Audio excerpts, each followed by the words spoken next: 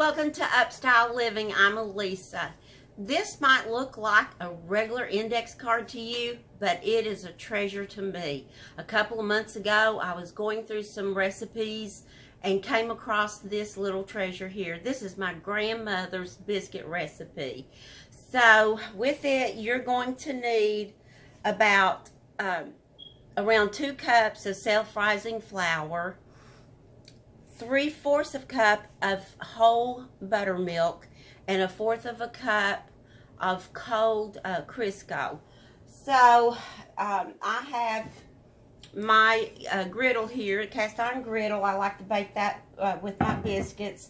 Also, you'll need a biscuit cutter. So if you don't have a biscuit cutter, what I did is just took a tomato sauce can and cut the end off. So this is a really sharp end, and I just left the blunt part on this end so I don't cut my hand. So that works great. You can cut them with the glass or anything, but you want to have that opening at the top because it compresses your biscuit and you won't get as good of a rise. So we're about to get started, and sis, this is for you. Okay, I've moved you in close because I want you to get a really good look as to how your biscuit dough should look for light, flaky biscuits. In this bowl, I have 2 cups of self-rising flour. So I'm going to take a whisk, and I'm just going to whisk this, and this is going to replace my sifting.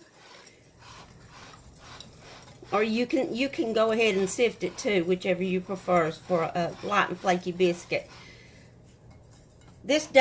Making biscuits does take practice, and I've been working on this for a couple of months now just to get that right flakiness and rise that I want in my biscuit.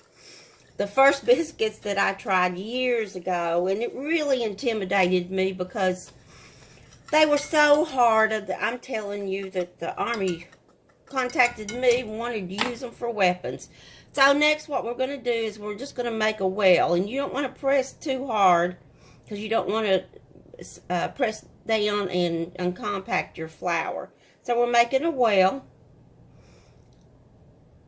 And to that well we're going to add around 1/4 of a cup of cold shortening.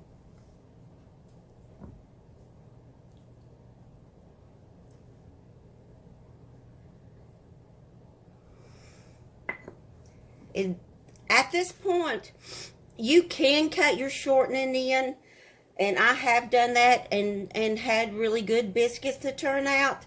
But I started practicing this technique, and I'm going to take my 3/4 of cold buttermilk, and I'm just going to pour over top of that. Alright, before we dig in, what we want to do is go ahead and flour your hand really good. And it'll help with it not sticking to you so bad. But you want to start working your buttermilk and your shortening together. It's just pinching, you know. And you work that together. It's a messy job, but somebody's got to do it. But you want to continue just to work this until you get them about a pea size. Blend with your buttermilk and your shortening.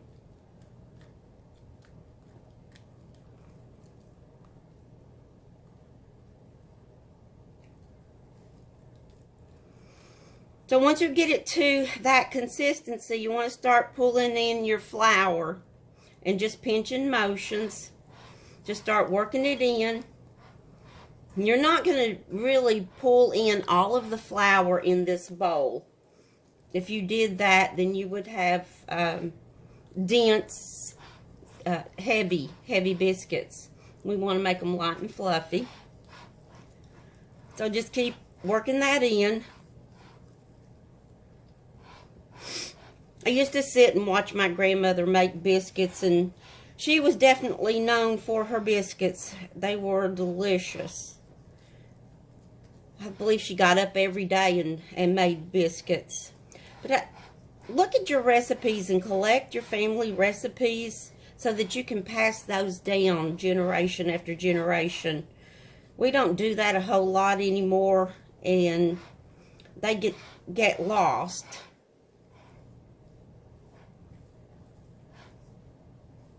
So we can see that that's coming together, and it's still sticky. Just keep working a little bit more.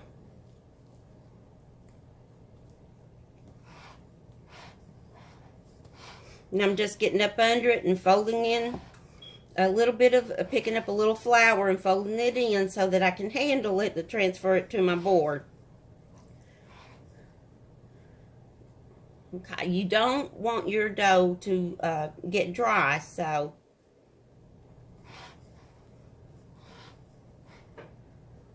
okay, that looks pretty good. So we're going to go ahead and transfer this to the board. Now you'll want a lightly floured surface board, so I'm going to put that on there. Now I'm going to clean off my hands really quick, and then we'll put it off on the board and start cutting our biscuits. Okay, I've turned out my dough onto my board. I'm going to flour my hands really good so it doesn't stick to me. Now you just want to fold it like you're folding a letter envelope. So we're just going to fold it over this way. And then this way, you want to scoop up a little flour up under it. What this does is it gives us those layers in our biscuit so that we'll have a light and fluffy, flaky biscuits. So I'm going to move.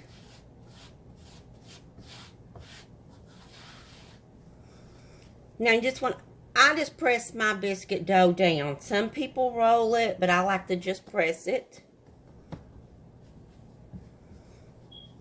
And this is a small batch of biscuits, so if you want more, you'll have to double the recipe. I've got them about 1/2 of an inch in thickness. Then take my biscuit cutter, and I have my bowl here with flour in it. You want to dip it in there after each cutting.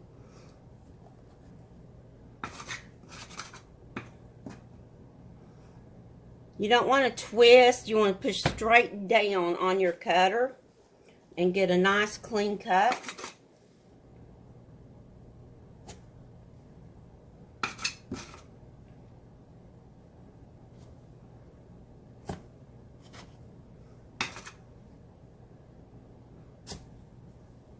Okay, I'm going to transfer these to my griddle. So I'm just going to lay these on here, and then we'll continue cutting some more. You don't want to overwork your dough because that will give you really hard biscuits. So I've placed those on there. Now take the dough that I have left, and I don't want to overwork it, so I just kind of pull it back together and just press it down.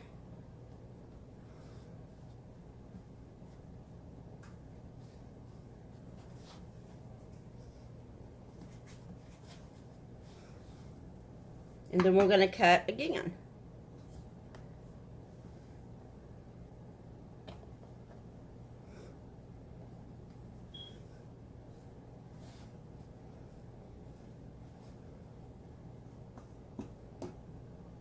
This way you don't overwork that dough for that last bit of biscuits, and you still get good biscuits.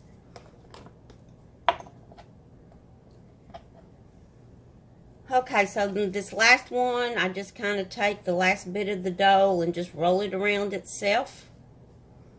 Flatten it out. You can take your cutter and put it over this way.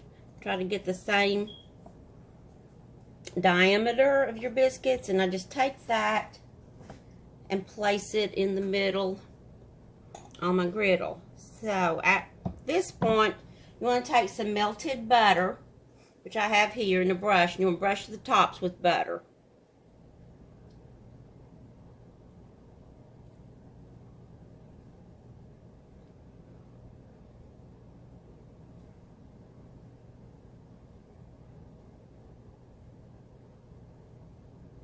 going to preheat your oven at 475. So make sure you preheat your oven. It's nice and hot before you put your biscuits in there. So I'm going to stick these in the oven, and it will take anywhere from 8 to 10 minutes. It depends on the thickness that you've cut your biscuits. Okay, I've taken my biscuits out of the oven, and it's really hot, so do be careful when you are taking them out. See what a good, even with this pot holder, it's hot. Get another one. Okay, see, we got a good rise on these biscuits, but I want to talk about the biscuits for just a second. You see the one in the center here? I have to put that down because it is hot.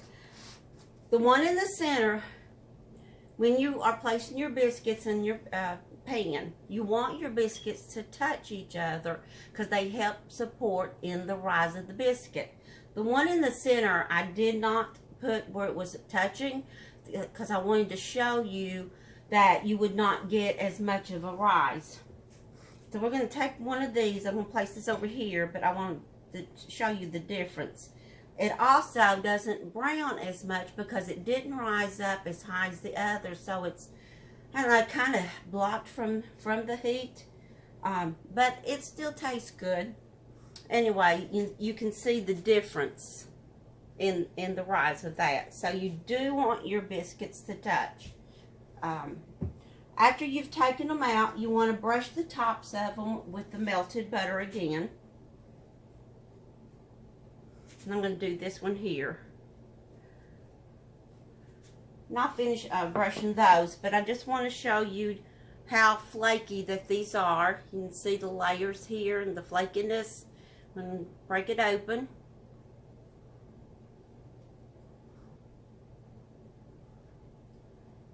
That is a flaky biscuit and fluffy. So I hope you enjoyed this recipe, and sis, I want to see your biscuits, because if I can make biscuits, anybody can make biscuits, and I think my grandmother, Mom Base, would be proud. Y'all have a good day, and thanks for joining me here at Upstyle Living.